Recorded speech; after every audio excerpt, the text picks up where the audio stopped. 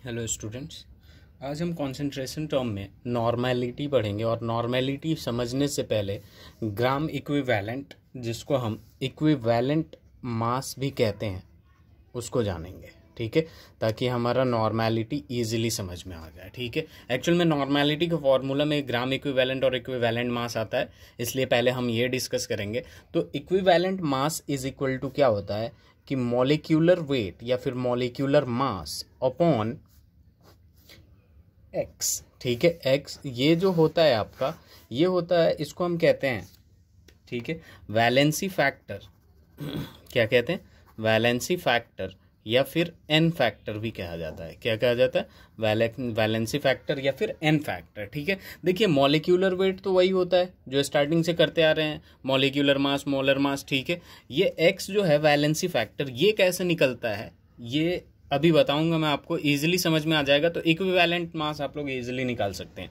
जैसे देखिए equivalent mass निकालने के लिए molecular weight upon x valency factor. तो वैलेंसी फैक्टर एसिड के लिए कैसे निकालते हैं, बेस के लिए कैसे निकालते हैं और सॉल्ट के लिए कैसे निकालते हैं। जैसे ये एसिड हो गया, ठीक है, तो एसिड में जो ये एक्स होता है जिसको हम बेसिसिटी कहते हैं, क्या कहते हैं? बेसिसिटी कहते हैं। बेसिसिटी का मतलब H प्लस कितना देगा। ठीक है, बेसिसिटी का मतलब H प्लस कितना देगा। तो इसमें जैसे मान लीजिए H2SO4 हो गया। ठीक है, H2SO4 में से कितने H प्लस निकलते हैं? 2H प्लस निकलते हैं। तो यहाँ पे जो इसका X का वैल्यू होगा वो कितना होगा? 2 होगा। और यहाँ पे जो इक्विवेलेंट मास होगा, EQV लिख रहा हूँ मैं इक्विवेलेंट के लिए, मास इज इक्वल टू क्या हो जाएगा आपका? Molecular weight divided by x, यानी वैलेंसी फैक्टर। और मॉलिक्यूलर वेट H2SO4 का कितना होता है? 98 होता है, डिवाइडेड बाई 2, तो ये क्या हो जाएगा आपका? 48 हो जाएगा इसका इक्विवेलेंट मास। ठीक है, कितना हो जाएगा? इक्विवेलेंट मास 48 हो जाएगा। सपोज HCl होता तो HCl में यहाँ पे X का वैल्यू कितना होता? 1 होता, क्योंकि यहाँ से बस एक H प्लस जाता है, एक H है तो एक ही H प्लस जाएगा। तो इसका जब इक्विवेलेंट मास निकालते हैं हम लोग, तो यहाँ पे क्या आ जाएगा? HCl, H का कितना होता है आपका? 1 होता है, Cl का 35.5, यानी 36.5 डिवाइडेड बाई 1। ठीक है, ये 1 क्या है आपका? इसका वैलेंसी फैक्टर है, क्योंकि ये HCl एक ही H प्लस देगा। ठीक है, देखिए यहाँ पे एक जगह एक्सेप्शन आता है। एक्सेप्शन कहाँ कहाँ आता है आपका? जैसे मान लीजिए आपका हो गया H3PO4, H3PO3 और H3PO2। ठीक है, जैसे देखिए यहाँ पे H2SO4 था, तो आपने क्या बोल दिया? 2 आएगा वैलेंसी फैक्टर, क्योंकि 2H प्लस निकलेगा।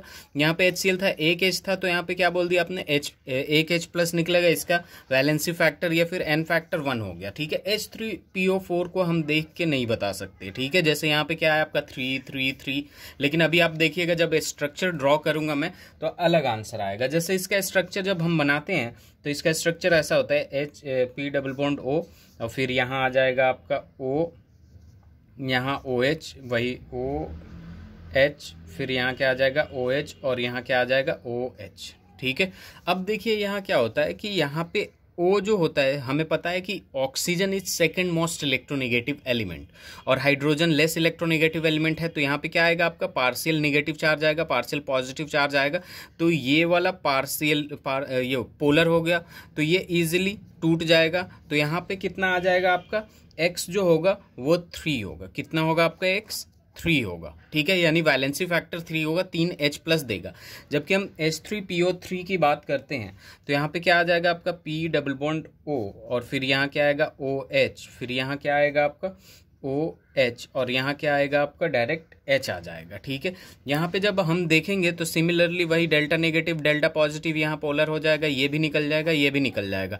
लेकिन ये जो फॉस्फोरस और हाइड्रोजन के बीच का जो इलेक्ट्रोनेगेटिविटी डिफरेंस है, ज़्यादा नहीं होगा, तो ये H यहीं रहेगा। तो यहाँ पे X कितना आएगा? 2 आएगा, यानी यहाँ बस 2H प्लस देगा। ठीक है, यहाँ पे कितना देगा? 3H प्लस देगा, इसलिए इसका वैलेंसी फैक्टर 3 हुआ और इसका वैलेंसी फैक्टर 2 हुआ। सिमिलरली जब हम इसका ड्रॉ करेंगे तो P डबल बॉन्ड O, और यहाँ पे क्या आ जाएगा? OH, और यहाँ पे क्या आ जाएगा? H, और यहाँ क्या आ जाएगा? H आ जाएगा। यहाँ देखेंगे कि एक ही H प्लस दे सकता है। ठीक है, एक ही H प्लस दे सकता है, यानी इसका वैलेंसी फैक्टर 1 होगा। ठीक है, अगर इक्विवेलेंट मास निकालना है तो इसका मोलर मास निकालेंगे, मॉलिक्यूलर मास निकालेंगे, molecular weight divided bye valency factor. ठीक है, तो आई होप कि आप लोगों को समझ में आ गया हो कि यहाँ पे 3 क्यों है, यहाँ 2 क्यों है, यहाँ 1 क्यों है। यहाँ 3 इसलिए है क्योंकि इन दोनों के बीच का इलेक्ट्रोनेगेटिविटी डिफरेंस ज़्यादा है, तो पोलर हो जाएगा और पोलैरिटी की वजह से ये इजीली टूट जाएगा, ठीक है। यहाँ पे 2 ही है और यहाँ पे 1 ही है, ठीक है। यहाँ पे जो फॉस्फोरस और हाइड्रोजन के बीच में जो हाइड्रोजन है, ठीक है, इन दोनों के बीच में H+ इसलिए नहीं निकलेगा क्योंकि उनमें उतना ज़्यादा पोलैरिटी प्रोड्यूस नहीं होगा, ठीक है। तो ये एसिड के लिए था आपका। अब हम बेस के लिए बात करते हैं, ठीक है। बेस की जब हम बात करते हैं, ठीक है, तो बेस में क्या हो जाएगा, X जो होगा उसको एसिडिटी बोल देते हैं हम। एसिडिटी मतलब OH- कितना निकलेगा, OH- कितना निकलेगा। जैसे कि मान लीजिए एग्जांपल में CaOH का होल ट्वाइस ले लिया मैंने, तो यहाँ पे हमें दिख रहा है आपका मॉलिक्यूलर CaOH का होल ट्वाइस ले लिया मैंने, ठीक है। इक्विवेलेंट मास, ठीक है, equivalent mass is equal to क्या हो जाएगा, मॉलिक्यूलर मास या molecular weight divided by X, यानी वैलेंसी फैक्टर। वैलेंसी फैक्टर ही मेन हमें निकालना होगा। OH कितना देगा, 2 देगा, ठीक है। और CaOH का मॉलिक्यूलर मास हम इजीली निकाल सकते हैं, ठीक है। AlOH का होल थ्राइस अगर होता, ठीक है, तो यहाँ पे equivalent mass is equal to क्या हो जाएगा आपका मॉलिक्यूलर मास, ठीक है। बताइए OH कितना देगा, 3 देगा, तो यहाँ पे 3 आ जाएगा, ठीक है।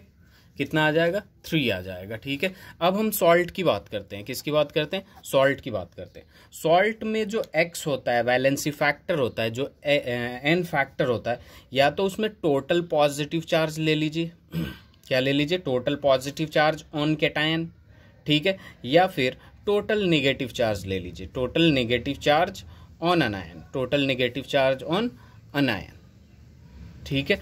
जैसे मान लीजिए आपका Na2CO3 है,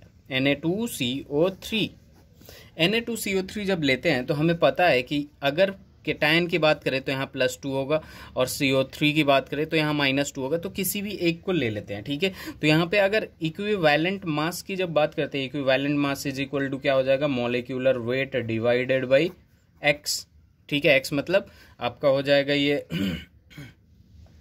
वैलेंसी फैक्टर, और वैलेंसी फैक्टर कितना आ जाएगा, 2 आ जाएगा, क्योंकि पॉजिटिव लीजिए या नेगेटिव दोनों ही आपका क्या है, बराबर है। अगर AlCl3 लेते हैं, ये भी एक सॉल्ट है, ठीक है, तो equivalent mass is equal to क्या हो जाएगा आपका, Al पे +3 जाता है और ये Cl पे -1 हो जाता है, और 3 है तो 3 तो यहाँ क्या हो जाएगा, दोनों ही बराबर होते हैं। तो या तो पॉजिटिव को कैटायन को ले लीजिए या फिर किसको ले लीजिए, अनायन को ले लीजिए, तो ये इजीली सॉल्व हो जाएगा, ठीक है। अगर मान लीजिए Al2SO4 का होल थ्राइस है आपके पास, तो equivalent mass is equal to, देखिए मैं अगर कैटायन को लेता हूँ, एक Al पे +3 तो 2 Al पे +6, SO4 एक SO4 पे -2 तो 3 SO4 पे 6, तो कोई भी ले लीजिए, मॉलिक्यूलर वेट डिवाइडेड बाई 6, और इसका इजीली आप लोग मॉलिक्यूलर वेट निकाल सकते हैं। अगर नहीं निकाल सकते हैं तो आप लोग एक बार कमेंट करके पूछ लीजिएगा, या फिर पिछले लेक्चर देख लीजिएगा, मैंने बहुत अच्छे से मॉलिक्यूलर मास वगैरह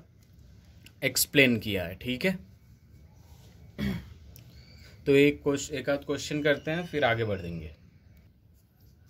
क्वेश्चन है आपका, find equivalent weight of H2SO4 and NaOH, ठीक है।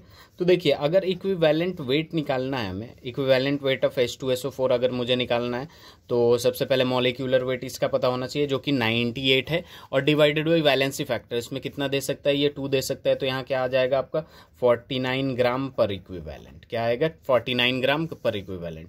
दूसरा अगर मुझे इक्विवेलेंट वेट ऑफ किसका निकालना है, NaOH का निकालना है, NaOH, ठीक है। तो यहाँ पे क्या आ जाएगा, NaOH का मास कितना हो जाएगा, 40 हो जाएगा, और इसमें OH- कितना दे देगा, 1 दे देगा, तो 1, तो यहाँ क्या आ जाएगा 40 ग्राम पर इक्विवेलेंट, क्या आ जाएगा 40 ग्राम पर इक्विवेलेंट, ठीक है। तो ये हो जाता है एक आपका इक्विवेलेंट वेट, ठीक है। अब हम बात करेंगे कि देखिए इसको याद करने के लिए मैंने एक थोड़ा सा रिलेशन निकाला, मॉलिक्यूलर वेट, ठीक है।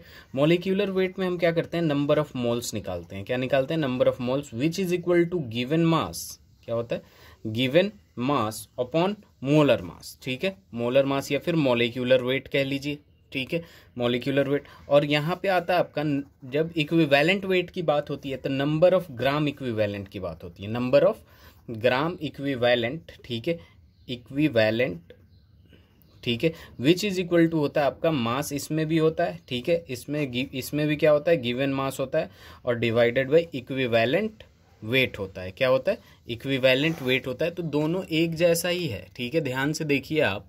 तो molecular weight number of moles is equal to mass upon molecular weight, और number of gram equivalent mass upon equivalent weight, ठीक है। जैसे ही क्वेश्चन लेंगे अभी तो आपको और अच्छे से समझ में आ जाएगा, ठीक है। क्वेश्चन है आपका, find number of gram equivalent present in 0.4 gram of NaOH, ठीक है। नंबर ऑफ ग्राम इक्विवेलेंट निकालना है तो सबसे पहले फॉर्मूला लिखूं मैं, number of gram equivalent is equal to क्या होगा, मास अपॉन इक्विवेलेंट मास। क्या आएगा? मास अपॉन इक्विवेलेंट वेट या फिर मास, ठीक है। तो इक्विवेलेंट वेट हमें निकालना होगा, और equivalent weight is equal to क्या होता है, molar weight divided by x, यानी वैलेंसी फैक्टर। और मोलर वेट कितना दे रखा है इसका, मोलर वेट किसका, NaOH का मोलिक्यूलर वेट कितना होता है, 40 होता है, और इसका NaOH है इसलिए इसका वैलेंसी फैक्टर 1 होगा। तो ये क्या हो जाएगा, 40 ग्राम पर इक्विवेलेंट आ गया आपका। अब इस फॉर्मूला में लगा देंगे, number of gram equivalent is equal to mass कितना गिवन है इसका 0.4 अपॉन में इस 0.4 ग्राम है, और ये कितना है आपका इक्विवेलेंट वेट कितना है, अभी ये निकाला हमने 40 ग्राम पर इक्विवेलेंट। तो ये ग्राम से ग्राम कैंसिल, और इसको जब हम सॉल्व करेंगे 100 यहाँ आएगा, तो ये 0.01 इक्विवेलेंट आ गया। तो ये समझ में आया। अगर नंबर ऑफ ग्राम इक्विवेलेंट निकालना है फॉर्मूला लिखिए, ठीक है। मास गिवन तो मास गिवन है, और इक्विवेलेंट वेट निकालना है तो इक्विवेलेंट वेट का फॉर्मूला यही होता है, molecular weight upon n factor या फिर वैलेंसी फैक्टर, ठीक है। 40, और ये निकालना हमने अभी पीछे पढ़ा 40/1 ये आ जाएगा, और number of gram equivalent mass given है 0.4 डिवाइडेड 40 ग्राम पर इक्विवेलेंट। तो ये आपका आंसर हो गया। बहुत ईजी है, फॉर्मूला बेस्ड है, ठीक है। अब हम आएंगे मेन टॉपिक पे, नॉर्मेलिटी पे। देखिए नॉर्मेलिटी क्या होता है कि number of gram equivalents of solute which are present in 1 litre. Volume कितना होना चाहिए, 1 लीटर होना चाहिए, और नंबर ऑफ ग्राम इक्विवेलेंट अभी हमने फाइंड आउट करना सीखा। Number of gram equivalent is equal to क्या हो जाता है आपका, मास अपॉन इक्विवेलेंट वेट, और इक्विवेलेंट वेट भी हमें निकालना सिखाया है, अभी अभी मैंने सिखाया है, ठीक है।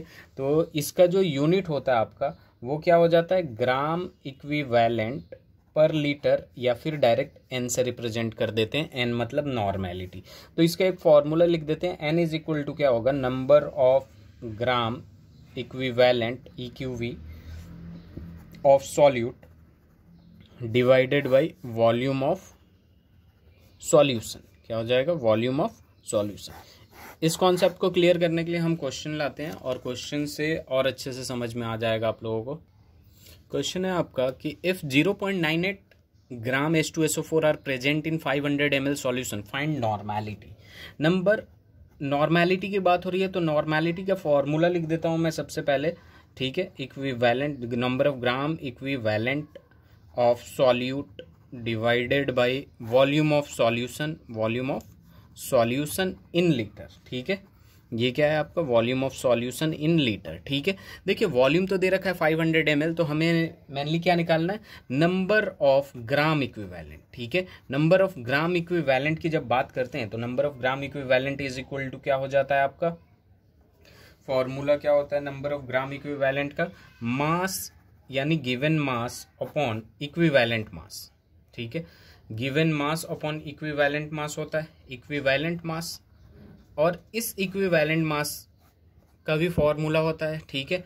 Equivalent mass is equal to क्या हो जाएगा आपका, मोलर मास अपॉन में या मोलर वेट और मास केमिस्ट्री में सेम होता है, अपॉन में x यानी वैलेंसी फैक्टर। अब देखिए इक्विवेलेंट मास H2SO4 का निकालना है तो इसका मोलर मास 98 होता है, और ये चूंकि H2SO4 है तो 2 आ जाएगा, तो ये कितना हो जाएगा 49, क्या हो जाएगा 49 ग्राम पर इक्विवेलेंट आ गया, ठीक है। 49 ग्राम पर इक्विवेलेंट आ गया आपका। अब नॉर्मेलिटी के जगह हम क्या लगा सकते हैं, ध्यान से देखिएगा। नॉर्मेलिटी के जगह अब यहाँ मैं क्या करता हूँ कि नंबर ऑफ ग्राम इक्विवेलेंट भी निकाल लेता हूँ। Number of gram equivalent is equal to क्या हो जाता है आपका, गिवन मास अपॉन यहाँ पे क्या आ जाएगा, इक्विवेलेंट मास तो गिवन मास कितना है 0.98 और डिवाइडेड बाई इक्विवेलेंट मास कितना निकाला हमने 49 निकाला है। ठीक है, कितना निकाला है 49 निकाला है। तो इसको जब सॉल्व करेंगे 98/49 इंटू 100, इस डेसिमल को हटाएंगे तो ये 2 टाइम्स चला जाएगा, तो ये कितना आएगा 0.02 आ गया। अब यहाँ पे फॉर्मूला लगा देंगे direct, normality is equal to number of gram equivalent कितना आ जाएगा आपका सॉल्यूट का 0.02 है, डिवाइडेड बाई यहाँ पे आपका वॉल्यूम कितना है 500 डिवाइडेड बाई 1000।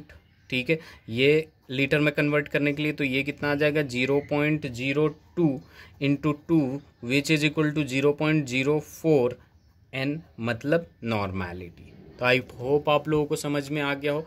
मैं दोबारा इसे बता रहा हूँ, इफ़ 0.98 ग्राम दे रखा है, ठीक है, H2SO4, नॉर्मेलिटी का फॉर्मूला लगाएंगे number of gram equivalent of solute. ठीक है, number of gram equivalent of solute का फॉर्मूला क्या होता है आपके पास, ठीक है, ये क्या होता है मास अपॉन इक्विवेलेंट मास और डिवाइडेड बाई क्या हो जाएगा वॉल्यूम इन लीटर। और इसका भी एक फॉर्मूला लगाना पड़ता है, वही लगा के मैंने निकाला है और ये इजीली हो गया। अगर इसमें कोई भी दिक्कत हो तो आप लोग कमेंट करके ज़रूर पूछें। Thank you so much.